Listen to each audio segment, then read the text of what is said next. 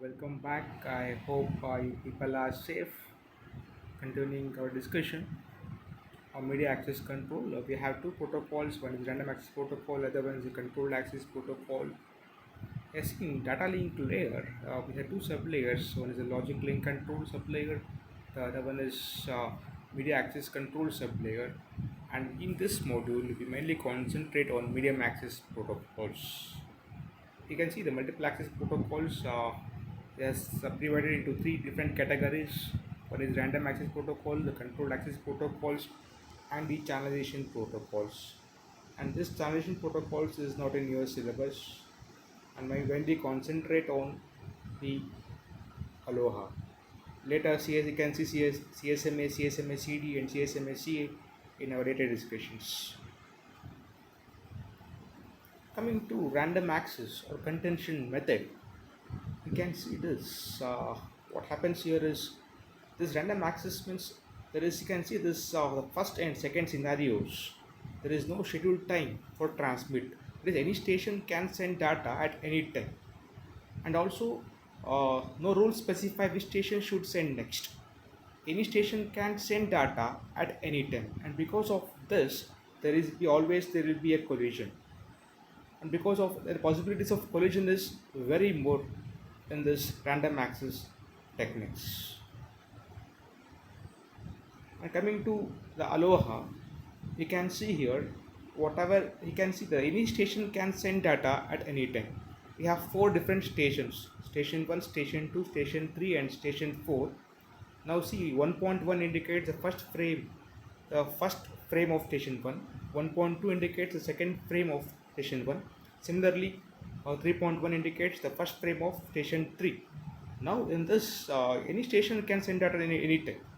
Because of this, what happens, collision take place. You can see whatever you can see here, the gray portions you can see 1.2, 2.2, all the frames from 1, 2, 3, and 4 stations. The first station, second station, third station, fourth station sends data frame at the same time and gets collided. Similarly, here also you can see the frame 2.2 and 4.2 gets collided and is lost. All here the four frames are lost. In this here four frames are lost. Here the two frames are lost. Now we can see only the frames are left is 1.1 is left and 3.2 is left, and all the other frames are lost. Hence you can see the collision random, because any station can send data randomly, and because of this the collision will takes place, and there is more possibilities of collision. Pure Aloha that a station doesn't check whether the channel is free, or each station simply sends a frame and the frames may get collide because they won't check for the channel whether it is free or busy. Now coming to a slotted Aloha, again same thing. Only thing is we have different slots. You can see channel is divided in different slots, and rule is the station needs to send a frame at the beginning of each slot. And also there is a possibility of collision here also. You can see the frame 2.1 and 3.1 is sent at the same time. The first frame of second station and first frame of third station where gets collided, and station 1 and station 1 and the station 4 sends data at the same time, and they also get collided and they are lost. And but efficiency somehow improved compared to pure Aloha because the slots are available here, and you can see the frame 1.1, 2.2, 3.2, and 4.2 which are sent at different times are survived in slotted Aloha. Now let us see the vulnerable time in pure Aloha protocol. The vulnerable time is the time during which there is a possibility of collision. The vulnerable time is what? The time during which there is a possibility of collision. In this case, you can see pure Aloha, the station sends the frame randomly, and when two or three frames come out randomly, you can see here it is calculated as 2 into TF. The vulnerable time here is 2 into TFR. TFR is frame transmission time or length of the frame.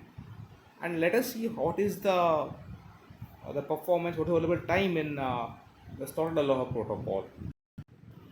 And we can see the available time in slotted Aloha protocol. Again, they are made in slots. Earlier you can see, earlier in pure Aloha there was randomly the frames were sent, and again it was 2 into TFR.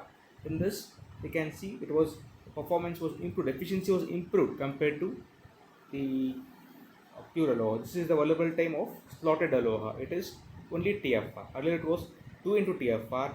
Now it is reduced to TFR.